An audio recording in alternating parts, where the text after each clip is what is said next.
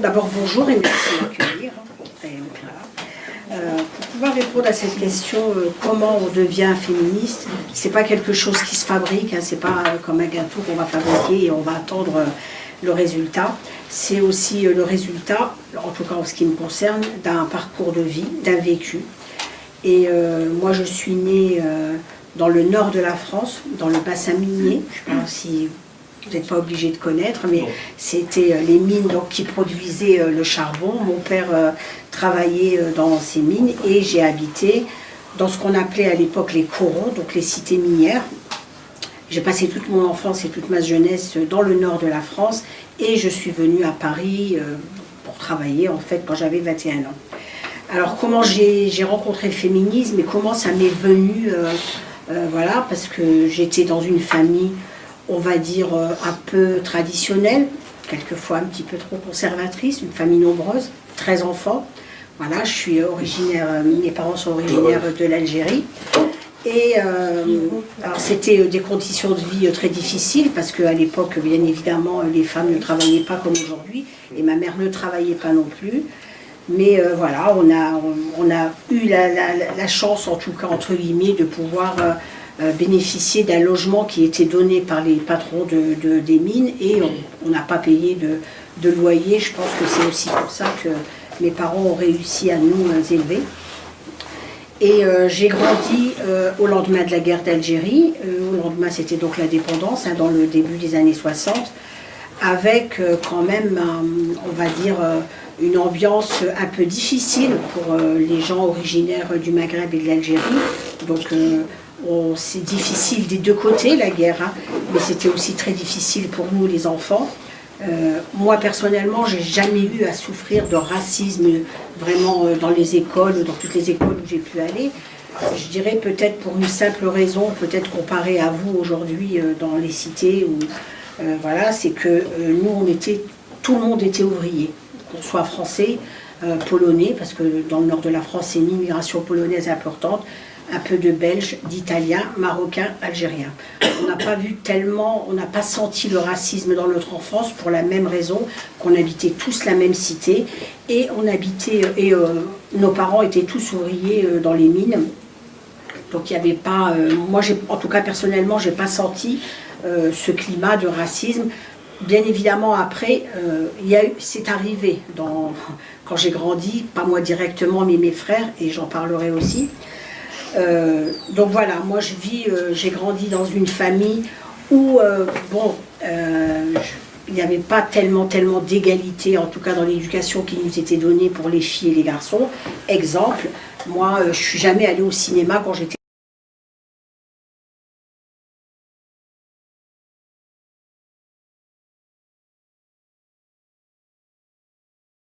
petite, alors que mes frères, ça ne se discutait pas. Voilà, ils pouvaient aller au cinéma, ils pouvaient sortir. Donc je dirais qu'à l'origine de mon engagement, c'est aussi peut-être des petites choses comme ça qui peuvent paraître aujourd'hui un peu banales, mais moi c'est peut-être aussi un peu ça, une révolte devant cette injustice. Pourquoi moi je ne pouvais pas faire ce que je voulais? Quand j'ai été au collège, je me faisais accompagner par mes frères. Ils venaient me chercher aussi à la sortie du collège. Donc j'étais très encadrée. Mais je dois dire que je n'étais pas la seule. Hein. C'était un peu tout le vécu des filles. Donc moi, je n'ai pas eu la chance de faire de grandes études à l'époque. Hein. Parce qu'à l'époque, tout simplement, les enfants d'ouvriers, je parle de la fin des années 60, on n'était pas très nombreux, d'une part à accéder au lycée, on va dire, de filière générale, et encore moins à l'université. À l'époque dont moi je parle, on était à moins de 6% d'enfants d'ouvriers qui pouvions accéder à l'université.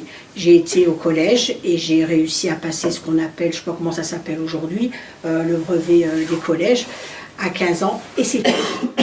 J'ai été obligée de m'arrêter à ce moment-là pour pouvoir travailler. La vie a fait que j'ai perdu mes parents très tôt. Donc après, c'est ma grand-mère qui est venue d'Algérie qui nous a élevés.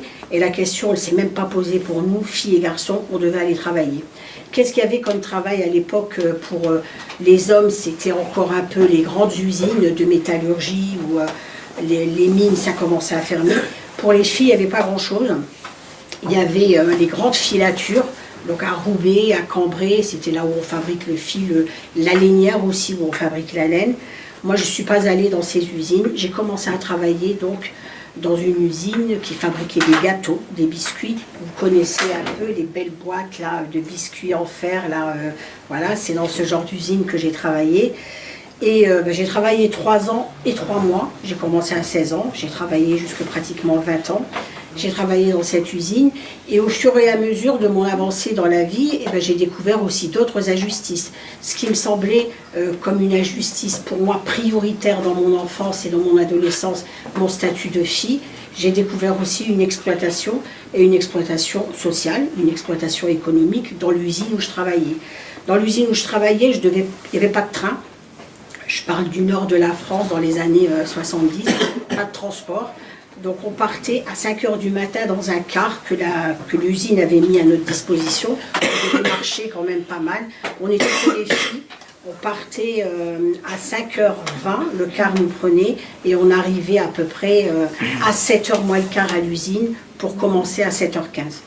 Donc là aussi j'ai découvert, comme je vous ai dit, beaucoup d'inégalités, d'abord entre les ouvriers d'une manière générale et ceux qui dirigeaient l'usine, mais aussi entre les femmes ouvrières et les hommes qui étaient ouvriers.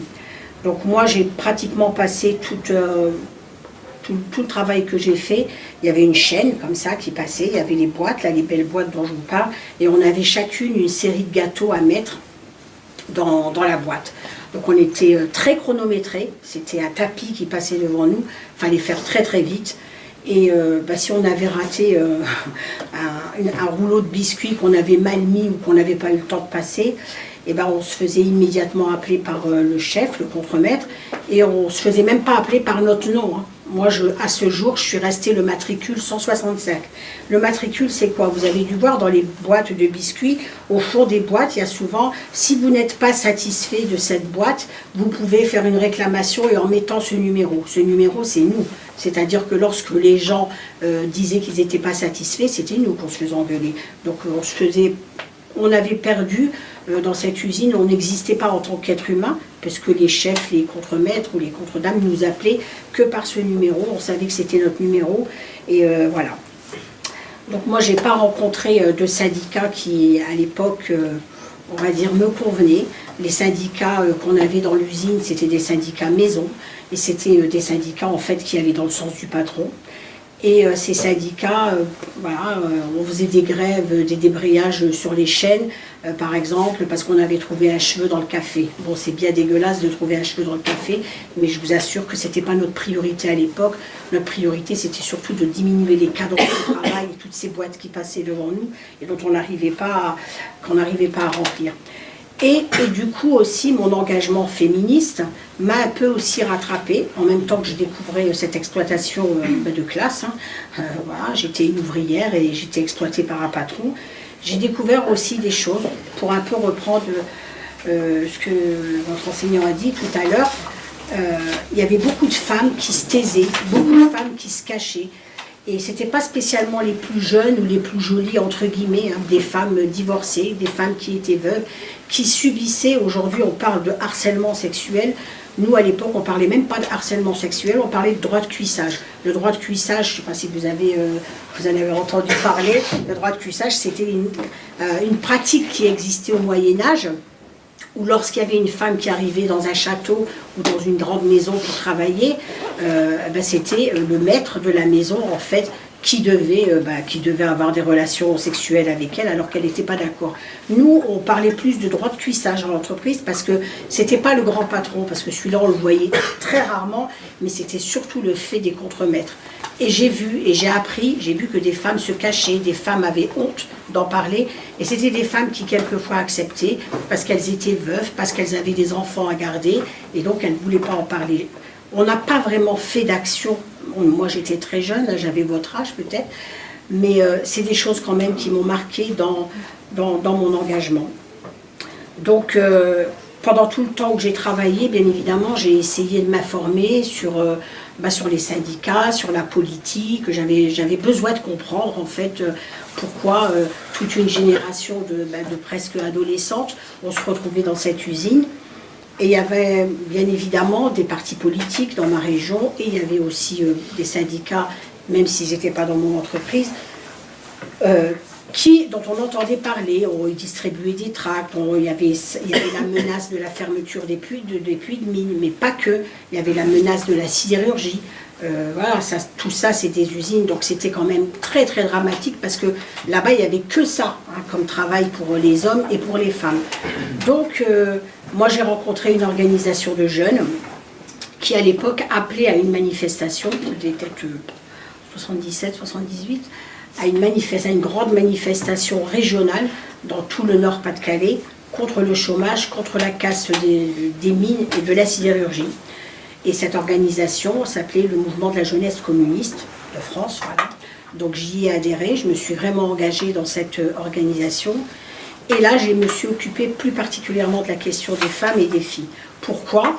Parce que c'était mon engagement initial et je voulais vraiment faire le lien entre, on va dire, le social, entre guillemets, entre l'exploitation sociale, le chômage, mais aussi de se dire que quand on est au chômage, ce n'est pas la même chose quand on est femme et qu'on est au chômage, et même qu'on est ouvrier et qu'on s'est retrouvé au chômage. Le chômage, ça a une dimension aussi féminine très importante, par exemple sur le fait que quand on a des enfants, quand on a... les problèmes sont beaucoup plus graves. Lorsqu'on se retrouve au chômage encore aujourd'hui et qu'on accède au travail à temps partiel, 85% du travail à temps partiel, c'est des femmes. C'est pas un hasard non plus. Donc je me suis retrouvée dans cette organisation et j'ai toujours aussi été très intéressée à ce qui se passait dans mon pays d'origine, enfin le pays d'origine de mes parents, et aussi ce qui se passait un peu dans le monde. Bien évidemment, j'ai été très fortement marquée par les luttes de libération de l'Afrique, de toute l'Afrique, mais aussi aux États-Unis. Aux États-Unis, il y avait des gens qui me parlaient un peu, voilà, dans lesquels je me reconnaissais. Et parmi les gens dans lesquels je me reconnaissais, il y avait Angela Davis. Je ne sais pas si vous connaissez un peu, vous en avez entendu parler. Angela Davis, c'est une militante noire, afro-américaine, donc, et féministe, qui dans les années 70 s'est fortement battue contre les crimes sécuritaires de la police, et même on va dire les crimes racistes aux États-Unis. Et elle a été condamnée à mort. Elle a été condamnée une première fois à mort, je crois, en 71 ou 72. Et il y a eu un très très gros mouvement de solidarité dans le monde entier pour qu'on obtienne sa libération. Angela Davis a été aussi professeure ici à la Sorbonne à Paris. Donc, et elle parlait très bien français. Donc je pense que c'est aussi pour ça que je me suis un peu plus rapprochée de sa pensée à elle. Et Angela Davis était féministe. Et j'ai lu un livre qui s'appelait Femmes, race et classe, donc qu'elle avait écrit à l'époque, dans lequel elle parlait des féministes françaises et dans lesquelles elle parlait de Simone de Beauvoir. Vous connaissez Simone de Beauvoir? C'est aussi une grande penseuse du mouvement féministe en France qui a écrit en 1945 Le deuxième sexe, où elle a repris, même si ce n'était pas de manière très, très scientifique, elle a repris toutes les âneries qui ont été dites sur les femmes et sur la condition des femmes depuis des siècles. Donc moi je ne connaissais pas du tout ni Simone de Beauvoir, ni les féministes françaises, et c'est marrant, mais c'est par une américaine que j'ai connu les féministes françaises. Et à ce moment-là, les féministes françaises faisaient une très très grande campagne aussi pour la contraception, et pour la liberté d'avorter. Et il y a eu une campagne, on en parle à chaque fois quand il y a des campagnes féministes, on dit voilà, telle femme a participé à ce mouvement. C'est un mouvement qu'on a appelé un peu le mouvement des 343 salopes. C'est des femmes qui avaient signé un appel et dans lequel elles disaient on a avorté. Parce qu'à l'époque, quand on avortait, quand une femme avortait, elle était passable de peine de prison, elle pouvait être pénalisée. Et donc, ce sont 343 femmes, parmi lesquelles beaucoup de femmes du showbiz, des actrices, des journalistes, des avocates, disaient, voilà, nous, on a avorté. Moi, à ce moment-là, c'était peut-être des trucs qui me semblaient un peu loin, mais pas tant que ça. Parce que quand j'ai lu cet appel, j'ai bien entendu ce que les femmes, y compris les femmes dans ma propre famille, les tantes, les cousines, vous savez, il y a tout le temps des moments où les femmes, elles se retrouvent entre elles, autour d'un café, autour d'un thé, et j'ai entendu des choses, des femmes, bah oui, des femmes, donc des Algériennes, des Marocaines, qui disaient on a été se faire avorter dans telle clinique parce que tel médecin, il est connu. Alors, comme nous, on n'est pas très loin de l'Angleterre, celles qui avaient un peu les moyens, elles allaient en Angleterre. Celles qui n'avaient pas les moyens, c'était souvent dans des cliniques comme à Arras, voilà, qui est dans le département du Pas-de-Calais. Donc tout ça, ça a aussi nourri ma réflexion et a accompagné mon engagement qui allait devenir de plus en plus important en faveur du féminisme. Donc j'ai quitté ma région comme plein de jeunes à l'époque. J'avais 20 ans et demi. J'ai quitté ma région parce que j'avais plus de boulot. Mon usine avait fermé. Et je suis venue vivre ici, pensant que j'allais vite trouver du travail. Je n'ai pas trouvé très vite du travail. Et donc je me suis installée ici en Seine-Saint-Denis, dans un premier temps à Neuilly-sur-Marne exactement, parce que j'avais des amis qui habitaient là-bas. Et là j'ai continué à militer. Et là je me suis engagée vraiment dans des organisations comme le planning familial. J'ai adhéré pendant un temps. Au début des années 80, quand je suis arrivée en France, il s'est passé aussi beaucoup d'événements dans la vie politique française. Jean-Marie Le Pen, donc fondateur du Front National, qui était avant les élections de 1980 à 0,5, se retrouve aux élections européennes, les premières élections européennes des années 80, à plus de 15%.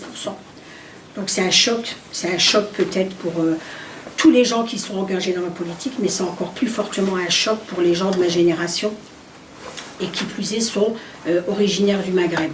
Nous, on a cette conscience dans nos familles, en tout cas, de ce que Jean-Marie Le Pen a fait en Algérie. Il a participé à des tortures, donc on a très peur. Au début des années 80, je vous assure qu'on a peur, et on a eu raison d'avoir peur. Parce que moi, quand j'arrive à La Courneuve, je prends un travail à La Courneuve en 82, immédiatement, l'été 83, il y a un petit garçon de 9 ans qui s'appelle Toufik Ouanès qui est assassiné. Son voisin lui tire dessus parce qu'il faisait du bruit des pétards, c'était la veille du 14 juillet. Donc ça, c'est aussi des événements qui font que, voilà, on se dit il faut vraiment qu'on fasse quelque chose. Lorsque Toufik est assassiné, partout en France, il y a aussi des assassinats qui ne sont pas tous des assassinats racistes, mais en tout cas qui sont liés à la police. C'est ce que nous, on appelle les crimes sécuritaires. C'est-à-dire les policiers se sentent mis en danger, et on a eu dernièrement avec Théo à Aulnay-sous-Bois, voilà, et ils se permettent de tirer, de tuer des jeunes. Beaucoup de jeunes sont morts dans les commissariats ou dans les quartiers pendant toute cette décennie des années 80-90. Et à ce moment-là, on est quelques-uns dans toute la France à se dire on va faire quelque chose. Alors c'est venu plutôt du sud de la France, des jeunes, dont un qui avait été lui-même victime d'une bavure policière. Il s'appelait Toumi Djaïdja, un jeune de la cité des Maguettes à Lyon. Il dit on va faire une marche. On va faire une marche contre le racisme, un peu sur le modèle de ce qu'avait fait Martin Luther King. Voilà. En gros, c'était un peu ça. Et tout de suite, on voit que ça prend un peu partout, dans tous les quartiers de France, ça prend. Moi, j'étais entre la Seine-Saint-Denis et le nord de la France, j'y allais souvent. Moi, j'ai décidé de relayer cette marche, qu'on a appelée la marche des beurs en 83, mais son vrai nom, c'était la marche pour l'égalité des droits.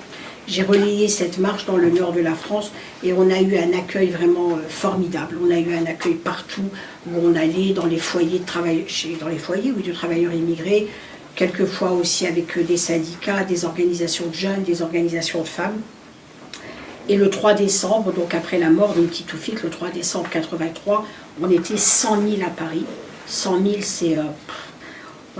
quand on faisait la marche, on n'y croyait pas trop. On était 100, 150 par ville.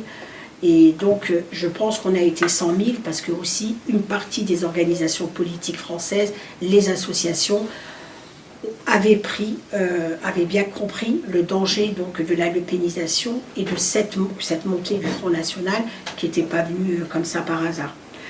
Donc on est reçu par François Mitterrand à l'époque, qui est le président de la République, et on obtient des choses.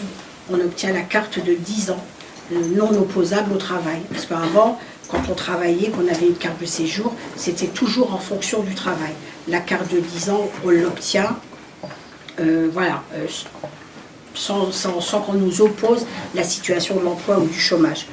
Et après, on a obtenu aussi d'autres choses, le droit de s'associer en tant qu'immigré, quand on n'est pas de nationalité française, parce que ça, on n'avait pas le droit de créer nos propres associations.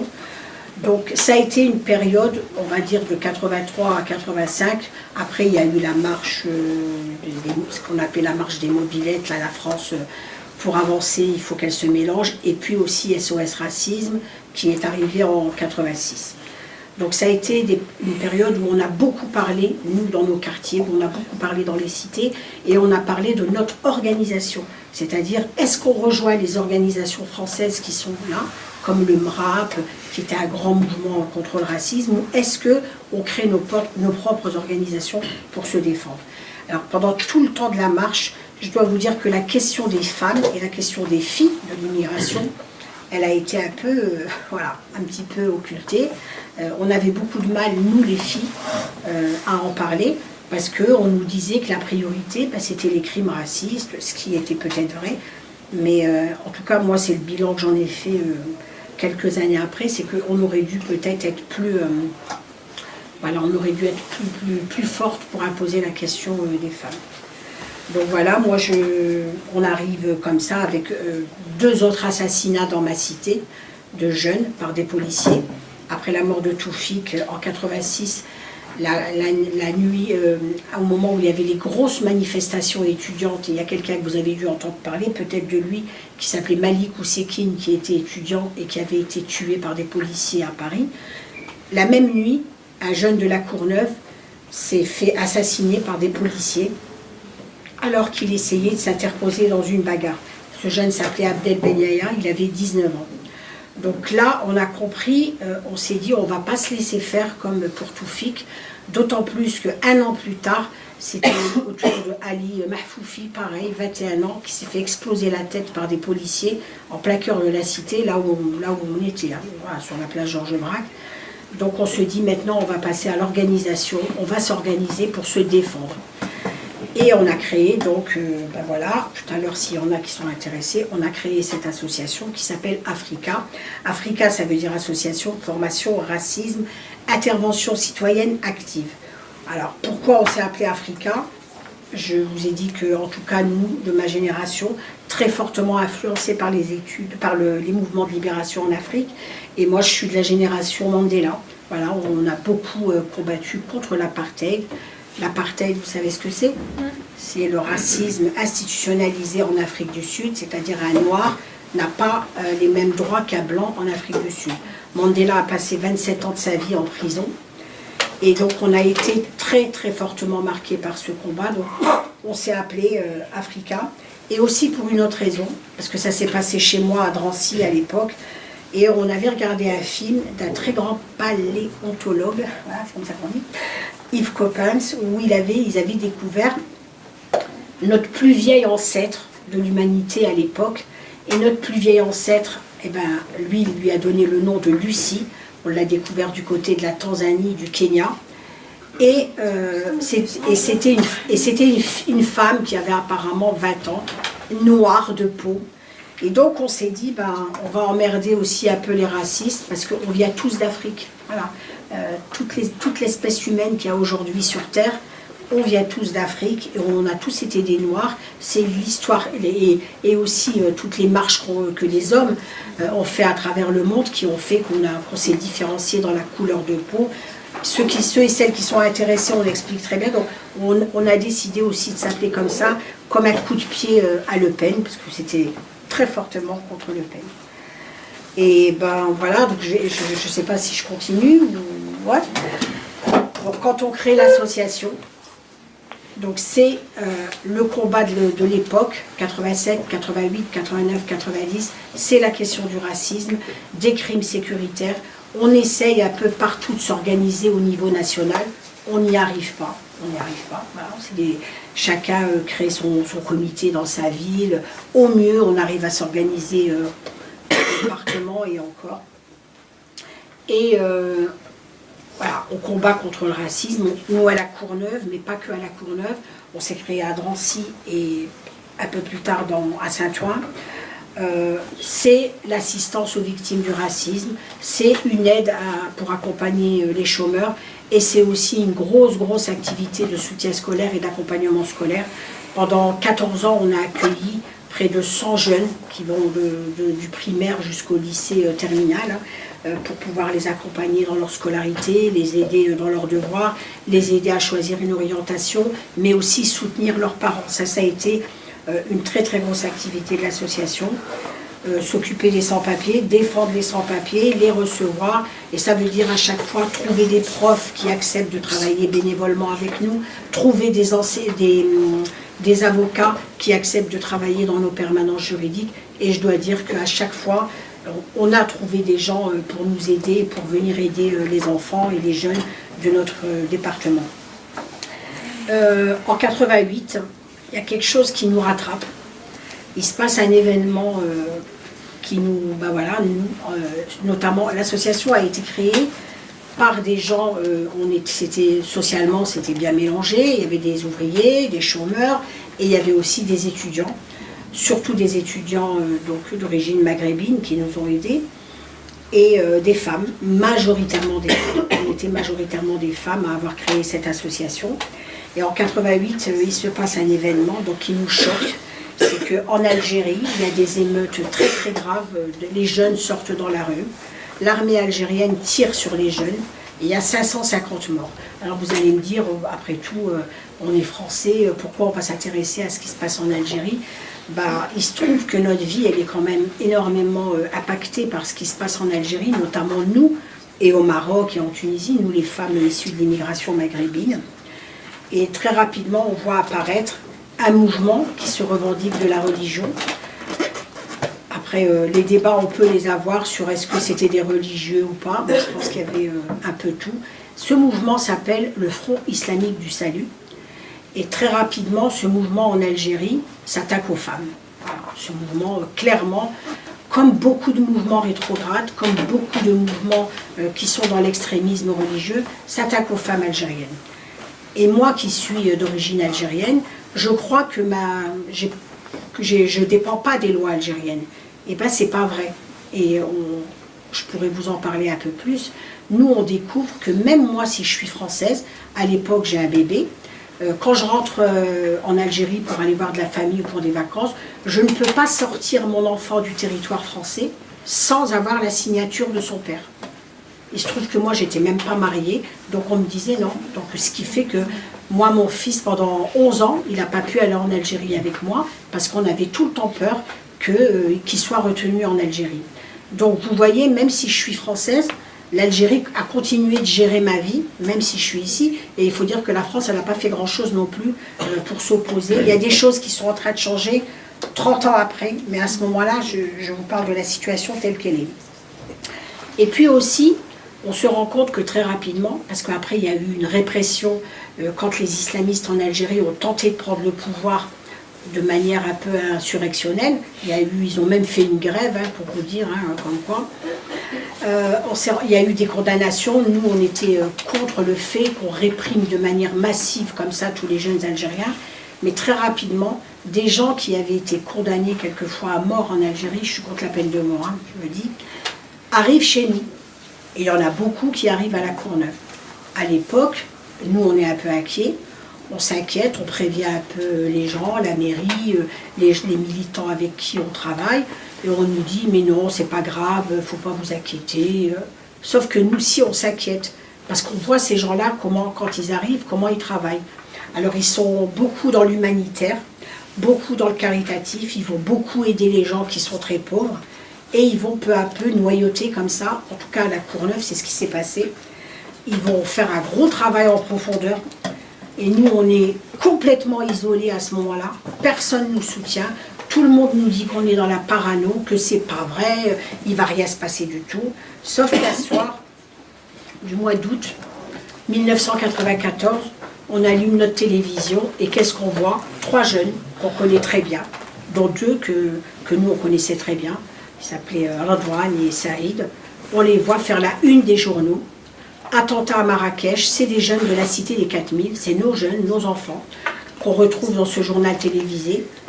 Et ils sont partis pour tuer, selon leur dire, tuer des juifs au Maroc. Ils devaient rentrer dans une synagogue, heureusement qu'ils ont été arrêtés avant. Et voilà, donc on voit bien que cette actualité en Algérie, surtout à l'Algérie à l'époque, elle nous a bien rattrapés ici, et que tout ce que nous on disait, quand on disait attention, ils sont en train de travailler, ils sont en train de retourner le cerveau des jeunes, de les manipuler, on voit bien qu'on a eu raison, parce que quelques années plus tard, il y en a 3 qui se retrouvent là-bas. Entre parenthèses, ces 3 jeunes sont toujours dans le quartier des condamnés à mort au Maroc, hein. Donc on n'a personne, même là, tout le monde s'en fout, quoi. Même si nous, à l'époque, c'est pas qu'on les avait défendus, mais on avait voulu aussi montrer les responsables de cette situation, parce que pourquoi on a laissé faire tous ces manipulateurs qui sont venus leur retourner le cerveau.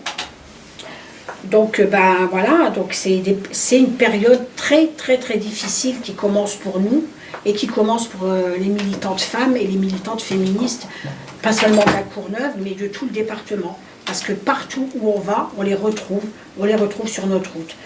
En 1995, une femme qui était bénévole, qui est une ancienne institutrice qui était en Algérie, qui donnait des cours de français chez nous, elle s'est fait agresser physiquement, elle s'est fait tabasser par 2 jeunes de la Courneuve, qu'on connaît très bien, qui ont dit c'est inadmissible qu'elle apprenne le français, que cette femme a des femmes musulmanes, on ne veut pas que les femmes musulmanes apprennent le français.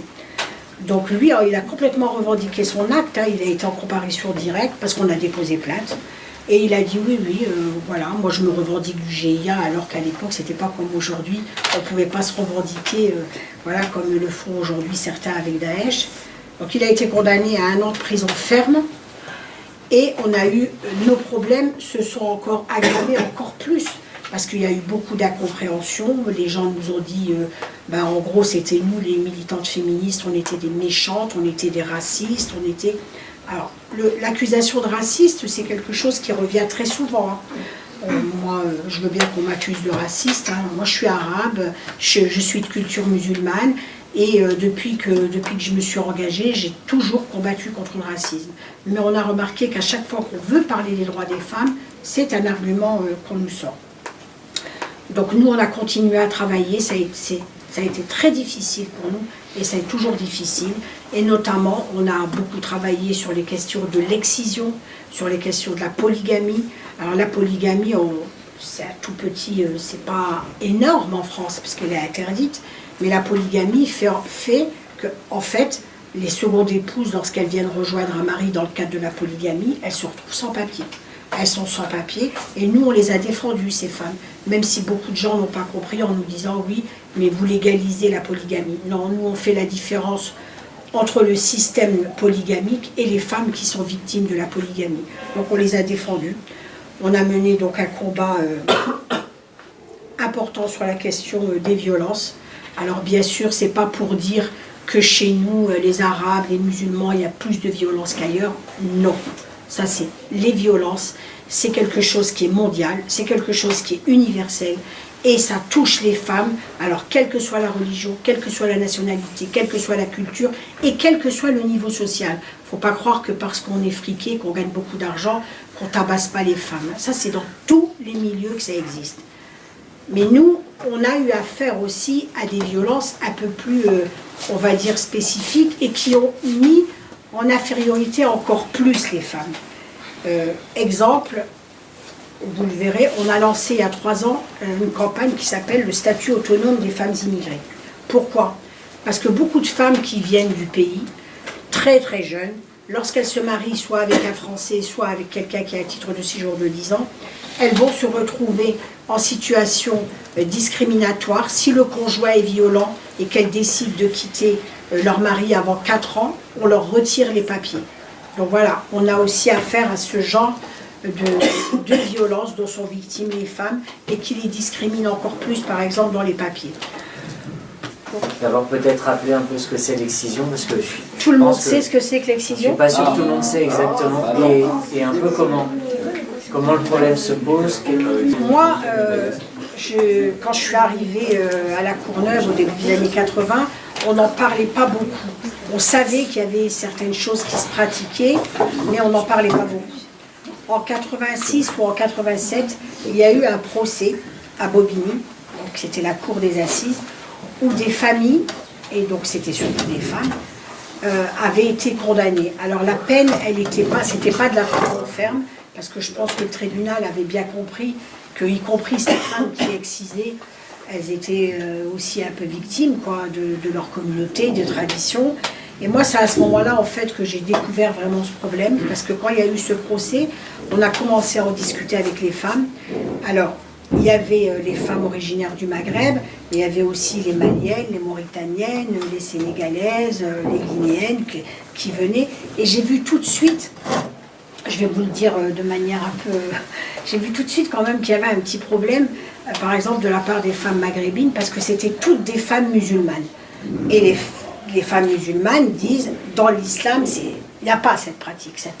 Tu peux rappeler ce que c'est quand même? L'excision, donc, on coupe un organe, oui, je sais, ça va, c'est pas grave, on va le dire. On coupe l'organe qui donne du plaisir à la femme, qui s'appelle le clitoris. On coupe, voilà, pour que les femmes n'aient pas de plaisir. Et il y a certaines régions du monde, comme, je sais plus là, encore plus bas dans l'Afrique, où on coupe plus que le clitoris, parce que ça, quand on coupe le clitoris et les petites lèvres, c'est ce qu'on appelle l'excision. L'excision, mais il y a une pratique qui est encore plus barbare, qui s'appelle l'infibulation. C'est-à-dire que, je vais vous expliquer c'est quoi, c'est-à-dire on coupe tout, les petites lèvres, les grandes lèvres, le clitoris, on coupe tout. Je vais continuer d'expliquer.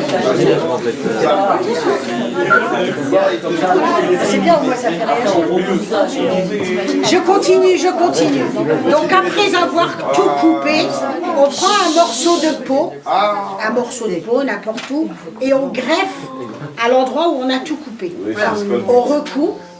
Et la femme, elle doit rester comme ça jusqu'à son mariage, jusqu'à la nuit de noces. Donc il y a beaucoup de petites filles, qui meurent immédiatement parce qu'elles ne supportent pas l'intervention.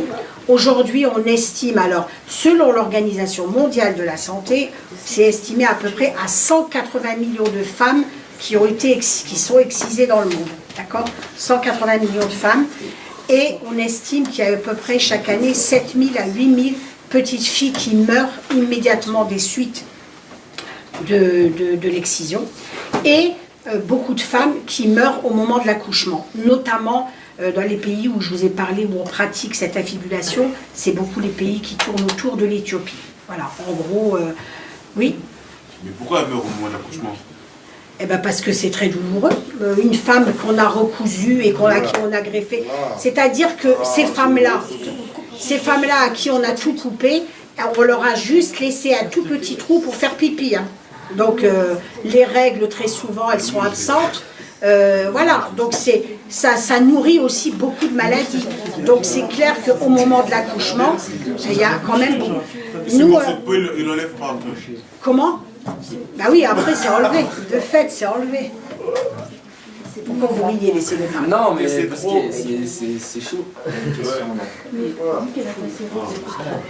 Si, alors elles ont des règles de manière très irrégulière. Voilà, c'est ça.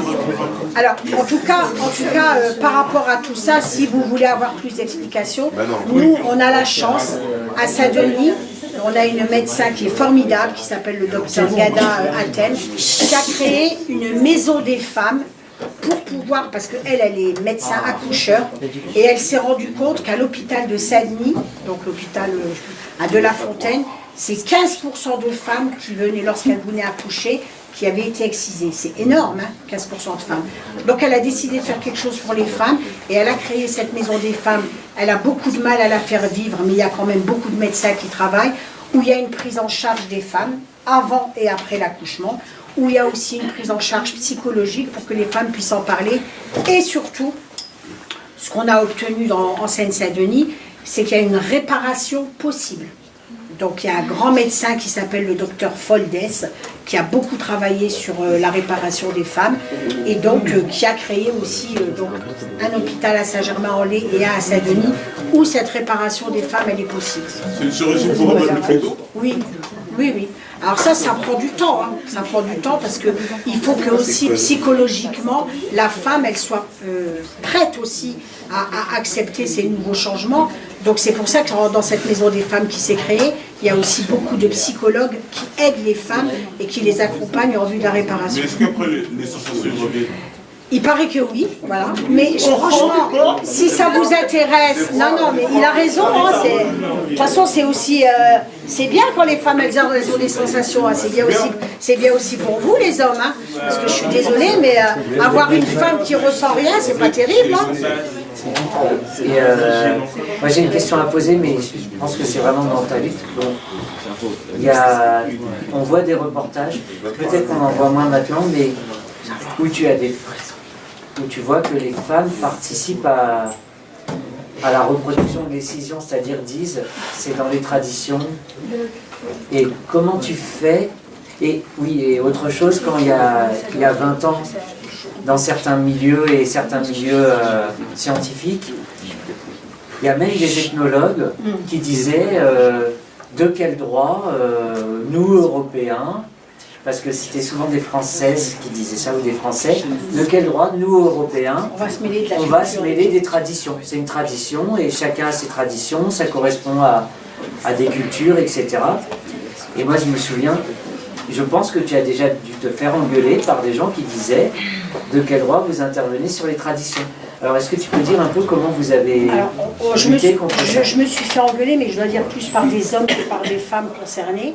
Parce qu'avec les femmes, comment on a travaillé?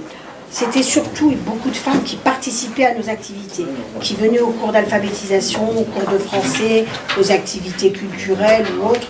Donc on a réussi à créer un petit groupe, Sénégal, Mali, Mauritanie, de femmes qui parlaient un petit peu français aussi, qu'on a formées, elles étaient 3. Et on leur a dit, vous allez nous aider à porter l'explication auprès des femmes. Alors je vous dis tout de suite que comme il y avait des femmes du Maghreb qui quelquefois n'étaient pas très très gentilles avec les femmes africaines, hein, lorsqu'elles disaient que ouais, de toute façon ça n'existe pas, ça dans l'islam, ça c'est des trucs de sauvages, ça c'est je vais terminer, c'est des trucs de barbares. On a décidé un truc, on a décidé une chose, c'est qu'on a fait des réunions entre femmes africaines. Voilà. On a été obligés de passer par là pour déjà pouvoir libérer la parole des femmes maliennes, sénégalaises, voilà, parce que ça nous semblait important. Et les femmes du Maghreb, on leur disait, on verra plus tard, on verra lorsque ces femmes, elles auront parlé. On a fonctionné comme ça pendant presque 3 ans, et on a réussi à créer des groupes qui ont été parlés dans les PMI. Les PMI, vous savez ce que c'est? C'est là où on pèse les bébés, c'est les centres de protection maternelle et infantile. Sauf si ça reste secret, qu'est-ce qui se disait dans ces réunions de femmes? Qu'est-ce qu'elles disaient les femmes qui avaient été excisées ou qui... Non mais... Alors, il y a toujours... Oui, non, c'est pas indiscret du tout. Il y avait une minorité de femmes qui nous disaient en effet, elle disait pas trop c'est ma religion, hein. Elle disait c'est ma culture, c'est mes traditions, et donc nous on veut pas revenir là-dessus. Il y avait des femmes qui nous disaient, qui ont pris la décision, moi je connais une femme, une Mauritanienne, elle avait plusieurs filles, les 2 premières avaient été excisées, elle a pris la décision de ne pas exciser les 4 dernières. Mais il y avait aussi beaucoup de femmes qui avaient peur, parce que vous savez, on leur a tellement mis des histoires dans la tête, on leur a dit que par exemple, une femme qui n'était pas excisée, elle ne pourrait jamais se marier. Voilà. Que les femmes qui étaient pas excisées, elles ne pourraient jamais se marier, il y avait une malédiction sur elles, et donc c'est des femmes qui croyaient à ça.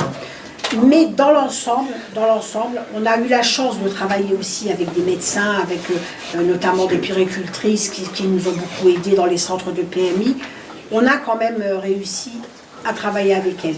Donc ce n'étaient pas des femmes qui parlaient, pour répondre à ta question, directement de leur cas, parce que c'est très difficile hein, de parler de soi et de dire, voilà, moi je me rappelle de mon excision.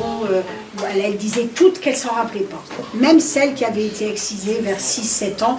Et ça, nous, on a complètement respecté, parce que c'est tellement douloureux de se rappeler ça. Et voilà. Mais il y a aussi des femmes qui nous ont dit, j'en veux beaucoup à ma tante, j'en veux à ma grand-mère, c'est de sa faute. Il y a eu beaucoup de discussions autour de, c'est la faute des femmes. C'est les femmes qui excisent. Oui, c'est les femmes qui excisent. Mais ce n'est pas les femmes qui ont inventé cette histoire, hein. Si vous voulez, je peux vous expliquer en gros d'où ça vient. L'excision, on a retrouvé des traces, donc les historiens, les spécialistes de l'excision, sur les momies égyptiennes de l'époque des pharaons. Parce qu'il faut savoir qu'aujourd'hui, en Égypte, c'est 97% des femmes qui sont excisées. Parce qu'il ne faut pas écouter ce qu'on vous dit, c'est qu'en Afrique... Non, non, non. Il n'y a pas qu'en Afrique. Hein. Au Yémen, oui, c'est une partie de l'Afrique, mais les Arabes, en gros. Parce que pour répondre un peu aussi, je sais que moi, c'était un argument que je mettais beaucoup en avant, je suis très à l'aise avec, je suis arabe, mais quand il y avait beaucoup de femmes arabes qui venaient, ils me disaient « Ah non, non, non, chez nous, les Arabes, il n'y a pas ça. » Ben si, ma chérie, chez nous, il y a ça aussi. En Égypte, il y a ça. Au Yémen, il y a ça. On excise aussi les filles. Et cette pratique, elle serait, donc, on l'a datée de l'époque des pharaons. Donc, c'est vieux. Et pourquoi un jour... Il y a des gens qui ont voulu exciser des femmes. Qui avait intérêt à ce que les femmes n'aient pas de plaisir sexuel? Ben voilà, c'est les hommes. Donc c'est pas les femmes, elles exécutent ce que les hommes ont mis en place il y a des millénaires. Mais à l'époque, on avait très très peur. Hein. Encore aujourd'hui, il y en a beaucoup qui ont peur du plaisir féminin. Parce qu'on nous dit que les femmes, elles peuvent avoir plusieurs jouissances l'une après l'autre, alors que les hommes, c'est un peu plus... voilà, c'est plus long et tout. Donc on pense aussi qu'il y a eu aussi un peu ça à l'époque, hein, dans cette époque-là. Et donc, il y avait une très forte volonté de maîtriser la sexualité des femmes et de maîtriser aussi la maternité. Parce qu'un homme, il voulait être sûr que l'enfant, que sa femme légitime, elle portait, c'était bien son enfant. Donc, eh ben, on a inventé ça. Ça, c'est aussi, c'est pas spécifique à certaines cultures ou dans certains endroits. Voilà, je vous dis, c'était en Égypte. C'est le contrôle de la sexualité des femmes, parce qu'on veut savoir si les enfants sont bien les nôtres, et puis les femmes quand même, il ne faut pas exagérer, elles ont un petit peu trop d'envie, elles peuvent aller à droite et à gauche avec tout le monde, donc on va calmer tout ça. Et comment on va calmer les femmes? Eh ben, ils étaient, les mecs, ils étaient quand même bien informés, hein, parce qu'en effet, le clitoris, c'est l'organe du plaisir féminin. Voilà. Donc ça s'est perpétué. Il y a des endroits où ça a un peu diminué, oui, mais il y a des endroits où c'est resté. Mais en même temps, c'est vrai que c'était une pratique, on va dire, dans certains pays, même qui étaient musulmans, qui ne l'ont pas pratiqué. Mais à l'inverse, il y a aussi des pays non musulmans en Afrique où il y a une très grosse, où il y a beaucoup de femmes qui sont excisées. On va prendre le Kenya ou des pays comme ça, qui ne sont pas à dominante musulmane, où les femmes sont excisées. Donc on voit bien que ce n'est pas un truc de religion spécialement, c'est vraiment, je vais dire un mot que peut-être vous ne connaissez pas, vous savez ce que c'est que le patriarcat? Qu'est-ce qu'on retrouve dans la racine du mot patriarcat? Patriarche, voilà. Donc le patriarche, à l'époque romaine, le patriarche c'était l'homme, c'était le chef de famille. Nous les féministes, depuis des années, on parle de patriarcat. C'est-à-dire que toutes les sociétés humaines, à toute l'échelle de la Terre, il n'y a pas un pays plus que l'autre, sont régies parce que nous, on a défini ce qu'on appelle le patriarcat. C'est-à-dire on est resté sur ce modèle du patriarche. C'est le patriarche, c'est lui le chef de famille, c'est lui qui décide de tout. Le patriarcat, c'est une forme d'organisation sociale. C'est une forme d'organisation sociale où la domination masculine, elle est marquée. C'est-à-dire, c'est les hommes qui commandent. Et je vais vous dire quelque chose, c'est pas... On a gagné des droits, nous, en France, on en a gagné en Europe, on en a gagné en Amérique, mais le patriarcat est toujours bel et bien vivant partout. Cette forme d'organisation sociale, il n'y a pas un seul pays au monde qui ne relève pas du patriarcat. Partout, partout, partout, c'est le patriarcat qui domine. Après, on a mené des luttes, on a gagné des choses, on a donné des coups au patriarcat, mais on ne l'a pas aboli. Il est toujours en vigueur. Non.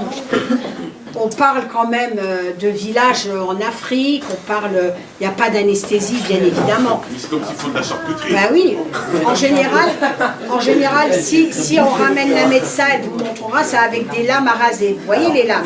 Alors non. Cela dit, il y a des endroits où on est musique, parce que c'est... Alors il y a une grande mode. Une fille de 4 ans, c'est comme ça. Oui, quelquefois. Alors, il y a des pays comme... Je vais essayer de... vous me donnez la parole 2 minutes et pour terminer, après je vous la donne. Il y a des pays où, comme dit votre enseignant, par exemple, on nous a dit, c'est pas l'affaire, c'est pas mon affaire, parce que moi je suis pas africaine, c'est pas ton affaire parce que toi tu es un homme, voilà, ça concerne, et puis c'est une culture et c'est une tradition. Et il y a eu des exemples en Égypte où maintenant, on propose donc de faire l'excision dans des cliniques. Voilà. C'est-à-dire la monstruosité, en gros, on va dire, écoutez, nous, c'est vrai, c'est un peu barbare hein, de couper les filles au rasoir, donc on va les faire endormir comme ça, mais ça ne change absolument pas le problème de fond. La gamine, elle est quand même mutilée, elle est quand même excisée. Il y a même eu un cas en Italie, à Florence, une clinique donc, qui avait été ouverte par un médecin d'origine somalienne qui a proposé l'excision sous anesthésie. Donc il y a eu une levée de bouclier dans toute l'Europe et il a vite arrêté, il a vite fermé sa clinique. Hein. Mais c'est, voilà, ça c'est des gens qui nous disent, oui mais nous vous voyez, on est gentils quand même avec vous, on vous laisse faire vos traditions, mais on propose que on va endormir les petites filles. Ça c'est un énorme foutage de gueule ça.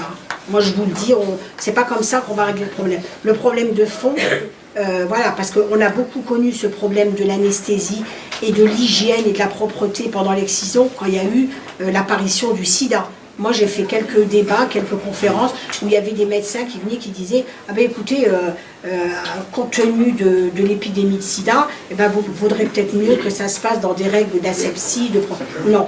Alors, sida ou pas, ou tout ce qu'on veut, c'est une pratique qui est mutilante, qui prive les femmes d'un organe essentiel pour elles. Et c'est une pratique, oui c'est essentiel pour les femmes, et c'est pas essentiel, allez-y. Si c'est essentiel, alors, moi je suis en d'accord, je sais que c'est essentiel. Voilà, bravo. Alors expliquez-moi pourquoi c'est pas essentiel. Elle a dit c'est pas essentiel. Non mais vous avez le droit de le penser là. Alors c'est vrai que quand on essayait, quand on allait à la sortie des écoles et qu'on distribuait des tracts pour dire aux femmes de venir, ça nous est arrivé, je vous le dis, où on a mis beaucoup en avant la santé des femmes et la santé des petites filles. Parce que c'est aussi un problème de santé, hein, quand je vous dis qu'il y a plein de petites filles qui meurent. Et après, quand les femmes étaient entre elles, elles en parlaient de ça. Mais c'est vrai qu'on n'a pas fait de tract disant c'est le plaisir, je vous le dis à vous, hein, mais on n'a pas fait de mobilisation sur le droit au plaisir spécialement. Nous, on a la chance en Seine-Saint-Denis d'avoir quand même, enfin jusqu'à maintenant, ça aussi c'est bien attaqué hein, par le gouvernement actuel, parenthèse, on a la chance d'avoir un réseau de centres de protection et de maternelle infantile qui est très important. C'est-à-dire que tous les enfants, de la naissance à 6 ans, peuvent être suivis par des médecins, par des puéricultrices, pesés, vaccinés gratuitement dans les centres de PMI. Donc on a cette chance et je dois dire qu'on a trouvé, des gens, des puéricultrices, des médecins qui ont vraiment travaillé avec nous. On n'a pas eu de... Voilà. Ce qui pouvait gêner peut-être quelquefois, c'était peut-être les politiques, oui. Parce qu'il ne faut pas trop parler de choses qui fâchent, laissez-nous tranquilles. Mais franchement, les services sociaux, les travailleurs sociaux, on a très bien travaillé avec eux. Et est-ce que le problème est réglé aujourd'hui? Non. Alors le problème, ça c'est réglé en Afrique. Ça a beaucoup avancé en Afrique. Parce que, y compris une organisation qui s'appelle l'OUA, c'est-à-dire l'Organisation de l'Unité africaine, qui regroupe pratiquement tous les pays d'Afrique, ça fait plus de 20 ans que cette organisation internationale s'est engagée dans la lutte contre l'excision et d'une manière plus générale contre toutes les mutilations.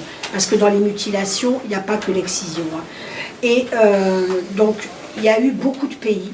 Moi, c'est bien aussi de le dire, parce qu'il y a eu beaucoup de pays qui ont vraiment avancé dans le domaine donc ils ont déclaré que l'excision c'était fini, mais on sait que dans les villages, notamment où il n'y a pas accès à l'école pour les femmes et tout, ça continue de se pratiquer. Mais un pays par exemple comme le Burkina Faso a réussi à faire reculer l'excision de près de 70%. Ça s'est pas fait comme ça par hasard. Il y a eu une volonté politique de la part du gouvernement burkinabé de faire en sorte de faire reculer l'excision. Mais encore, par exemple, il y a eu des programmes qui ont été financés par le gouvernement parce qu'il y a beaucoup de femmes qui étaient exciseuses dans les villages qui nous disaient « Oui, mais moi, j'ai plus de boulot. » Nous, je sais qu'on a aidé au montage de projets. Par exemple, vous savez, chez nous, en Afrique, on adore les fêtes, les mariages et tout. On a formé, il y a beaucoup de femmes qui ont été formées à la vidéo. Et ces femmes sont devenues un peu des chefs d'entreprise pour aller filmer dans les mariages. Donc, c'est des femmes qui étaient exciseuses avant. Il y a eu des projets qui ont été faits aussi dans la boulangerie. Il y a beaucoup de femmes qui ont été formées dans la boulangerie, je parle toujours du Burkina Faso, et qui ont réussi à créer, bon, c'était pas un gros truc, mais en tout cas, qui ont réussi à créer leurs emplois, voire quelques emplois. Donc ça aussi, ça a aidé à faire reculer l'excision. Et il y a quelque chose d'essentiel qui fera reculer l'excision au niveau mondial, c'est l'accès à l'instruction pour les femmes et pour les petites filles. Ça, c'est des choses qui peuvent nous sembler naturelles, nous, en France. Selon l'UNICEF, qui est un organisme, et l'UNESCO, qui s'occupe de la culture au niveau mondial, c'est près d'1 milliard de personnes qui n'ont pas accès à l'école. On est 6 milliards dans le monde, je crois, 6 ou 7. Hein. Il y a 1 milliard à peu près, et dans ce milliard, c'est quand même 750 millions de petites filles qui n'ont pas accès à l'école. Donc on encourage, y compris les organisations internationales, à développer les efforts pour la scolarisation des filles. Une fille qui a été à l'école, je ne dis pas que ça sera du 100%, mais elle ne reproduira pas l'excision à ses filles. Parce que l'école, c'est ce qui nous forme, c'est ce qui nous ouvre aussi, on apprend des choses à l'école, mais c'est aussi une socialisation, c'est aussi ce qui nous ouvre aussi sur les autres. Et donc, il faut mettre le paquet sur la scolarisation de tout le monde, mais plus particulièrement des filles.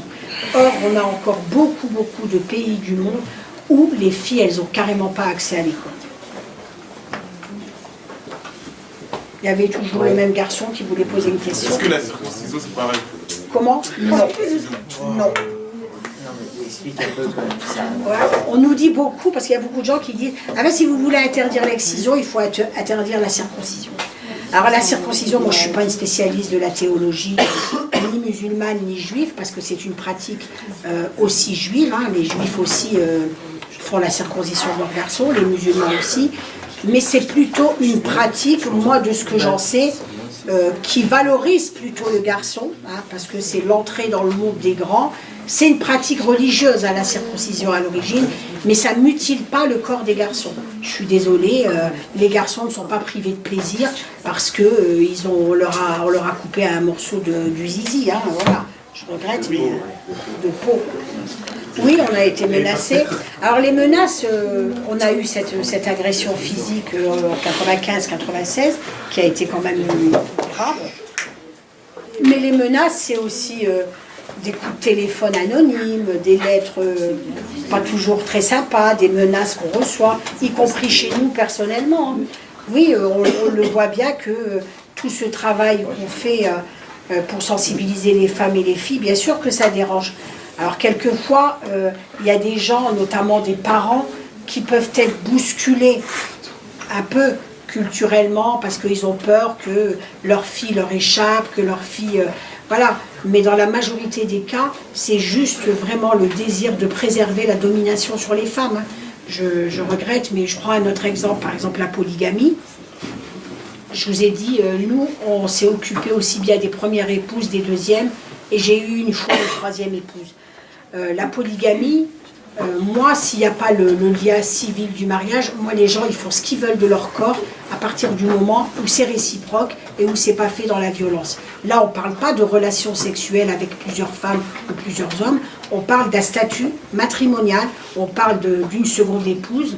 Voilà. Et puis, là aussi, on en a beaucoup discuté avec les femmes concernées, parce que beaucoup de gens nous disaient, on s'en fout, de toute façon, ce n'est pas notre problème, hein, même les gens qui n'étaient pas concernés, et puis on ne va pas se mêler de ce problème-là, sauf que moi, je peux vous assurer que c'est une très, très, très grande souffrance chez les femmes qui sont victimes de polygamie. Ne croyez pas que les femmes, quand elles vont nous voir comme ça en public, elles vont dire « Oh ben non, moi ça ne me dérange pas ». Moi j'en ai connu plein de femmes qui dans des réunions publiques m'ont dit « Moi ça ne me dérange pas du tout que mon mari ramène une autre femme ». Sauf que lorsque la femme elle est arrivée, elles sont venues tout de suite nous voir en nous disant « Il faut faire quelque chose, moi je ne veux pas que cette femme elle vienne, je ne veux pas partager mon mari avec quelqu'un d'autre ». Voilà, c'est... Vous faites des marches où il y a les femmes qui se mettent à nu, tout ça? Ah, les femmes. Ça vous fait rire? Non, ça me fait pas rire, mais j'en sais pas. Mais elles ont le droit. Ouais. On n'est pas obligé d'être d'accord avec elles. elle pense que la nudité, ça a toujours été imposé par les hommes, et elles ont décidé de renverser le truc, c'est que c'est elles qui choisissent d'être nues quand elles en ont envie. Vous n'êtes pas dans leur, non, dans leur mais façon de on penser. travaille avec elles. Ah voilà, d'accord. Oui, vas-y, on t'écoute. Oui, en fait, les hommes polygames, là, est-ce qu'ils arrivent à subvenir aux besoins de leurs femmes? Je sais pas. Est-ce qu'ils marient chaque femme? Est-ce qu'ils humanisent? En France, ça me semble quand même difficile. Moi, je n'ai pas la prétention de savoir comment ça se passe en Afrique. Mais en France, moi, je vois quand même à la Courneuve, les appartements les plus grands qu'on a, c'est les F5. Quand on a 2 épouses et qu'on a 10 ou 12 gosses, ça me semble déjà difficile. Dans le texte musulman, il est dit que l'homme a le droit à 4 épouses. Sauf que les hommes, ils prennent toujours cette première partie de la citation qui les arrange bien. Parce qu'il y a des conditions après. L'homme a le droit à 4 épouses s'il est en mesure de subvenir aux besoins des autres épouses, et surtout, si la première épouse, elle est d'accord. Ça, c'est le texte. Si la première épouse, elle est d'accord. Et même, il est recommandé, parce que quand ce texte a été fait au moment de l'avènement de l'islam, c'était quand même, il y avait beaucoup d'hommes qui étaient morts, et donc c'était un peu pour aider aussi au remariage des femmes veuves. Moi, personnellement, je peux vous dire que les hommes que je vois dans ma ville qui vont chercher des femmes, c'est pas des veuves, c'est pas des femmes qui ont des enfants, et c'est pas pour rendre service à la communauté musulmane. En général, ils vont chercher la gamine qui leur a plu pendant les vacances, c'est plus ça, la polygamie. Quant au truc par rapport aux ressources, il faut juste savoir qu'une deuxième femme qui est en situation de polygamie, elle n'a pas de papier, donc elle a le droit à rien du tout. Qui dit qu'elle n'a pas de papier, elle n'a pas le droit de travailler, et elle n'a pas le droit donc aux allocations familiales pour ses propres enfants. Voilà. Donc tout, c'est le mari qui prend tout, donc c'est des femmes qui se retrouvent vraiment sans rien. Et on n'a aucune possibilité de régulariser, sauf si nous on les a accompagnés. On a obtenu en 1996 ce qu'on appelait une circulaire de décohabitation. C'est-à-dire on n'oblige pas les gens à divorcer. Et nous, on a été les premiers à la Courneuve à mettre en place cette circulaire de décohabitation parce qu'il y a eu des démolitions des grands bâtiments. Donc on est parti voir les femmes en leur disant « Vous êtes en situation de polygamie, est-ce que ça vous intéresse de décohabiter? C'est le moment, puisque les gens vont être logés. » Je dois dire que dans les débuts, il n'y a que 2 femmes qui ont eu le courage de décohabiter. C'est-à-dire, elles restent mariées, mais elles ont leur logement, à part avec leurs enfants. Et donc, du fait qu'elles ne vivent plus sous le toit du mari, elles peuvent accéder aux papiers. Elles peuvent avoir les papiers. Donc, on a eu quelques femmes comme ça qui ont pu régulariser leur situation et qui, d'ailleurs, par la suite, ont fini par divorcer complètement. Mais on n'y est pour rien.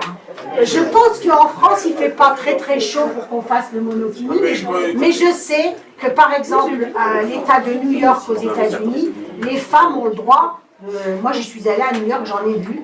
Les femmes, elles ont le droit de se balader torse. On voit leur poitrine. Parce qu'elles parlent du principe que pourquoi un homme aurait le droit de se balader torse nu et pas une femme. Moi, ce que je crois, c'est qu'ici, même le torse nu des hommes, il n'est pas très... pas en ville, au bord de la mer, oui. Voilà.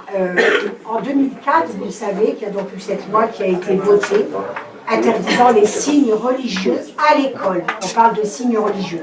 C'est vrai que cette loi elle a été votée dans un contexte particulier qui était l'apparition et voire même la multiplication du voile à l'école.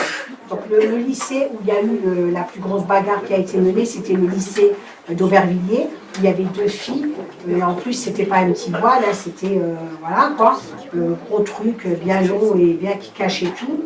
Donc il y a eu beaucoup d'enseignants qui se sont aussi battus à l'époque pour dire qu'ils ne pouvaient pas continuer à travailler dans de telles conditions.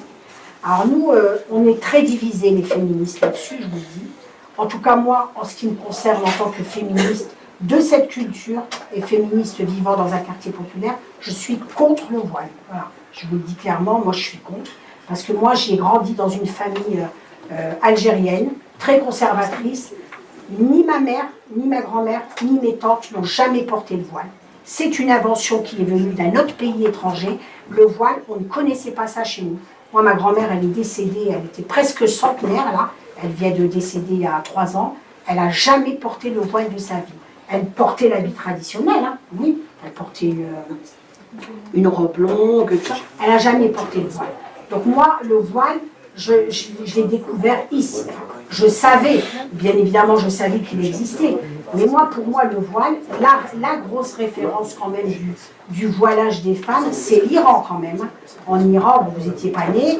Au début des années 80, ils ont fait soi-disant la révolution, mais qui était plutôt une régression qu'autre chose, où on a obligé les femmes à porter le voile. Donc moi, je me pose la question. Moi, je ne suis pas du tout contre les croyants, voilà, mais je suis contre certaines religions qui imposent aux femmes de se voiler, et on ne sait pas pourquoi. Mais après, quand on discute avec des théologiens, on sait pourquoi. On nous impose le voile parce que nous, les femmes, on serait porteuses de vices. Voilà. Parce que si un homme nous voit sans voile, oh, le pauvre chéri, il risque voilà, d'avoir des pulsions. C'est quoi ça? Moi, je ne suis pas une vicieuse. J'estime que toutes les femmes dans le monde ne sont pas porteuses de vices. Et je ne vois pas pourquoi c'est une injonction qu'on me fait à moi parce que je suis femme et qu'on ne la fait pas aux hommes. Parce que les femmes aussi, elles ont des envies sexuelles. Hein. Voilà. On a tout à l'heure parlé des organes du plaisir. Donc pourquoi on nous l'impose? Alors après, sur la question du voile, je la laisse poser sa question. Oui. Vas-y, allez-y, comme ça je reviendrai.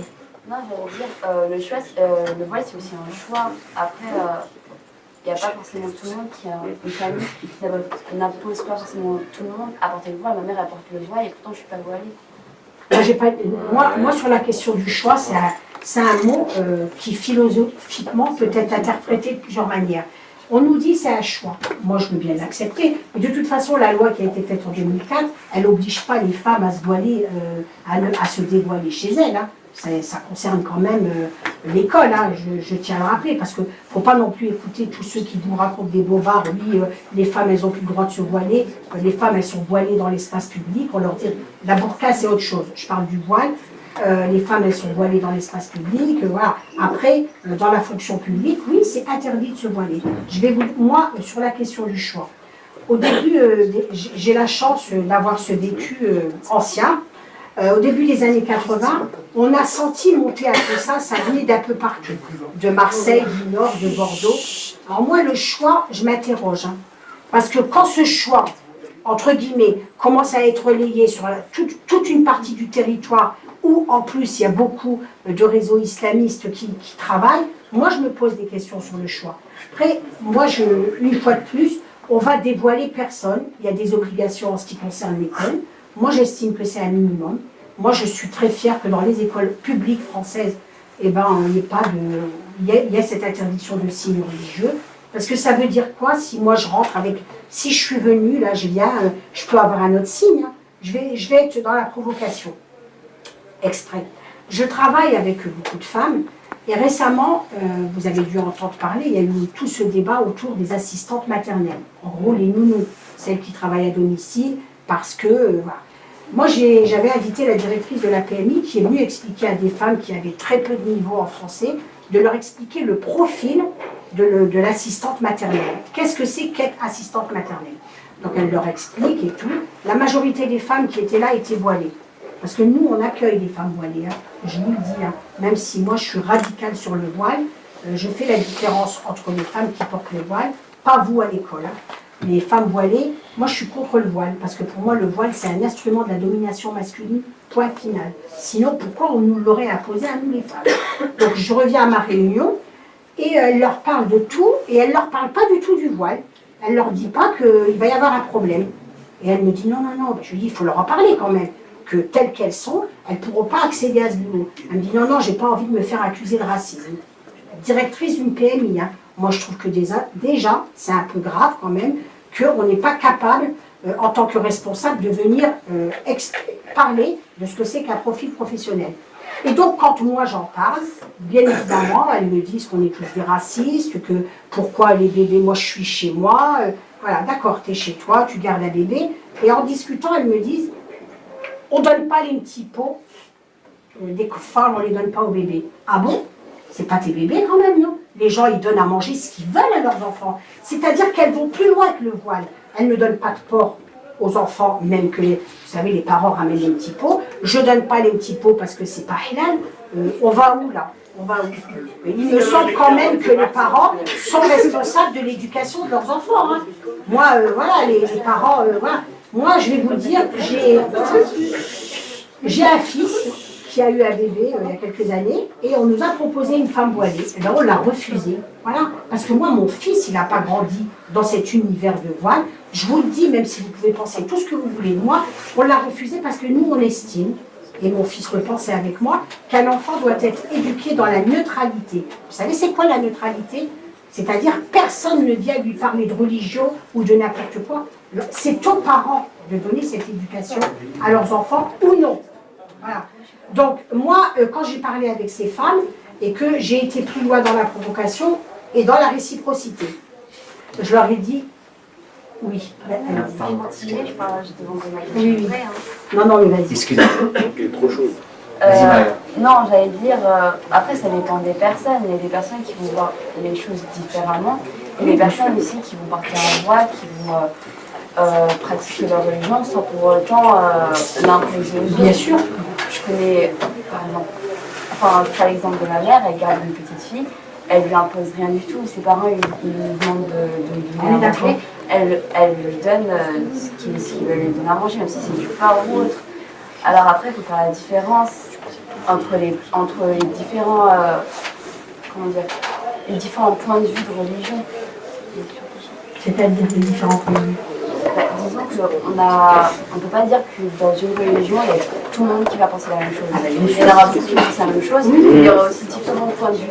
Après, il y a des personnes qui sont assez extrémistes, il y a des personnes qui sont radicaux, il y a des personnes qui sont assez ouvertes aussi, et qui pourtant, ça ne se verra pas forcément parce qu'elles portent le voile ou autre, il y a des personnes qui ne le portent pas du tout aussi. Ça, je suis d'accord. Il y en a qui ne le portent pas et qui sont très extrémistes. Mais du coup, Mélina, si on prend l'exemple de quelqu'un qui a 40 ans, qui a toujours porté le voile, qui est dans la configuration qui vient d'être exposée là, c'est-à-dire qu'il a toujours porté, comment tu fais toi avec les convictions que tu portes? Est-ce que tu essayes quand même de faire changer les choses? Alors, on n'essaye pas de changer les choses spécialement par rapport au voile, mais lorsqu'il y a dans des discussions, on peut discuter d'un peu tout, et ça viendra à un moment donné. Voilà, par exemple, dernièrement, on a accompagné un groupe de femmes à l'Assemblée nationale, qui a été voté notre loi, et à l'Assemblée nationale, vous savez, c'est très strict, hein, même les hommes, ils doivent rentrer avec une veste. Hein. Encore nous les femmes, il y a tout, oui, les hommes ils sont obligés d'avoir une veste. Pourquoi? C'est comme ça, c'est un code, voilà, une tenue. Et les femmes n'ont pas le droit de porter le voile. Et donc nous on a emmené des femmes voilées avec nous. Et arrivé là-bas, on nous a dit non, celle-là elle ne rentre pas. Donc il y a eu une grosse discussion. Elles ont fini par le retirer une fois qu'elles étaient rentrées. Et après, on en a discuté. Mais je n'ai pas provoqué de discussion là-dessus. Mais en même temps, je ne mens pas aux femmes. Je ne leur mens pas. Les femmes, elles connaissent nos positions. Elles connaissent les positions de l'association. Tout est écrit dans nos textes, dans nos tracts. Elles connaissent nos positions.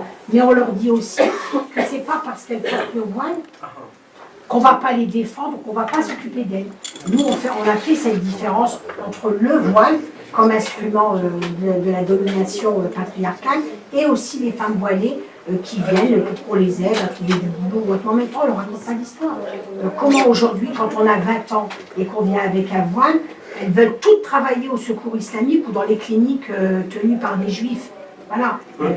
À moins qu'on décide que toutes les femmes musulmanes, on va toutes les orienter vers ce genre de boulot, dans le caritatif ou dans ces cliniques-là, c'est pas... Voilà, donc on leur dit que le chemin, il est semé d'embûches pour elles. Ça va être très difficile pour elles. C'est pas, on ne leur raconte pas d'histoire. On discute avec elles. On discute. Après, c'est vrai que vous avez parlé de votre mère, voilà, ça je veux bien le croire, hein. Heureusement qu'il y a des gens comme ça. Mais il y a aussi de plus en plus quand même de gens, et c'est beaucoup plus fort chez les jeunes. Et moi, c'est ça qui m'inquiète. Aussi cette intolérance, parce que moi, si je vais prendre une femme de 40 ans ou de 50 ans, je vais peut-être pouvoir discuter plus facilement avec elle que discuter avec une fille de 20 ans. qui tout de suite va me dire c'est du racisme, c'est inadmissible, voilà. Et juste quand même pour vous dire, c'est qu'on n'est pas coupé de ce qui se passe dans le monde. Hein. Cette mode, quand je vous ai dit, nous, en tout cas en ce qui concerne le Maghreb, c'est bien les Iraniens qui nous l'ont ramené et tous les profs égyptiens qui sont venus faire l'arabisation dans les pays du Maghreb. Et soit dit en passant, les profs qui sont venus arabiser en Algérie, c'était majoritairement des frères musulmans qui avaient été chassés par l'Égypte. Hein. Ils ont trouvé comme boulot que de venir... voilà. Mais il y a des femmes, heureusement, dans le monde qui se battent. Hein. Je vous invite à aller voir un peu sur les réseaux sociaux. Il y a un formidable mouvement en Iran. Il y a 59 femmes qui ont été arrêtées en Iran. Et on a gagné une première chose en Iran. Elles ont gagné, les femmes. Elles ont gagné le fait que dorénavant, le non-voile ne serait plus pénalisé. C'est-à-dire que même si on les arrête, on va les remettre, on va un peu leur refaire une remise à l'ordre, mais on ne seront pas arrêtés. Et voilà. Et en Arabie Saoudite, quand même, en Arabie Saoudite, qui est le pays voilà, le plus intégriste et wahhabiste dans le monde, c'est quand même l'Arabie Saoudite qui a commandé tout ce qui se passe aujourd'hui dans les pays arabes et musulmans. En Arabie Saoudite, vendredi dernier, on a eu un énorme choc, pas ce vendredi-là, mais l'autre. La représentante de l'Arabie Saoudite à l'Assemblée nationale, à l'ONU, à l'Assemblée générale de l'ONU, est venue non voilée. Parce que l'Arabie Saoudite a décidé d'engager le débat là-dessus. Voilà, donc on parle de l'Arabie Saoudite. Donc il ne faut pas que nous, on soit aussi en retrait par rapport à ce qui se passe dans le monde entier. Le futur roi d'Arabie Saoudite, il a donné l'autorisation aux femmes de conduire, il a donné l'autorisation, donc les femmes, elles peuvent quitter le territoire saoudien sans, c'est pas, alors qu'en Algérie, c'est pas encore le cas par exemple. Donc il y a des choses qui bougent parce que les gens se battent aussi. Hein. Il y a eu des arrestations dans tous ces pays. Et donc, voilà, je vous invite juste à ne pas vivre que là, entre nous, dans nos cités. Il faut regarder quand même ce qui se passe dans le monde entier. Et je vous assure qu'il n'y a pas que des femmes qui se battent contre le voile. En Arabie Saoudite, il y a des jeunes, il y en a un d'abord, il reçoit des coups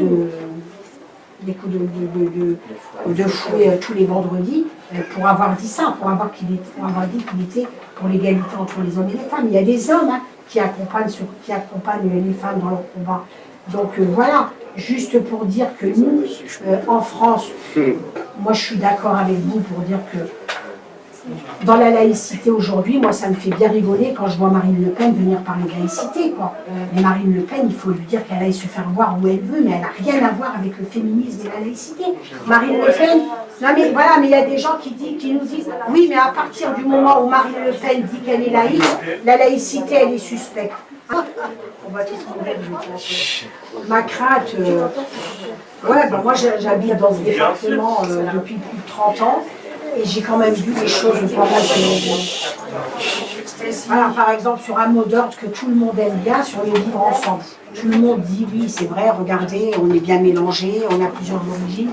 Sauf que moi, ce que je vois dans mon quartier, là où je travaille, c'est que oui, on vit ensemble, parce qu'en fait, on n'a pas tellement le choix, voilà, parce qu'on nous a mis là, parce que les loyers sont moins chers, c'est une espèce d'assignation à résidence. Mais moi, je ne trouve pas qu'on vit ensemble, qu'on ne partage pas suffisamment de choses ensemble, et que chacun essaye de dire, moi, ma religion, moi, ma culture, moi, ceci, moi, cela.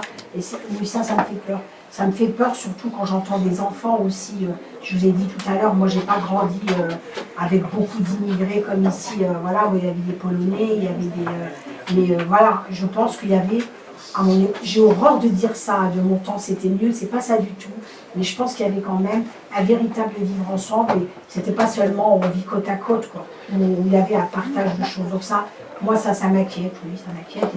Et puis d'une manière générale, il y a plein d'autres choses qui m'inquiètent, quoi, mais surtout par rapport à l'économique, par rapport au social, parce que j'ai bien conscience que voilà, l'avenir qu'on vous propose à vous, qui êtes aujourd'hui lycéens, c'est pas un avenir très très enthousiasmant, hein, ça j'en ai bien conscience. Et une note positive. Et une note positive, bien sûr, quand même. La vie pour moi c'est une lutte, voilà. Et si on ne se bat pas, on se bat tous dans notre vie. On se bat de manière plutôt individuelle. Quand vous cherchez un travail, vous vous battez pour être le meilleur ou la meilleure, on se bat tout le temps. Mais je pense que quand même, il y a de plus en plus de luttes collectives et c'est ça l'avenir.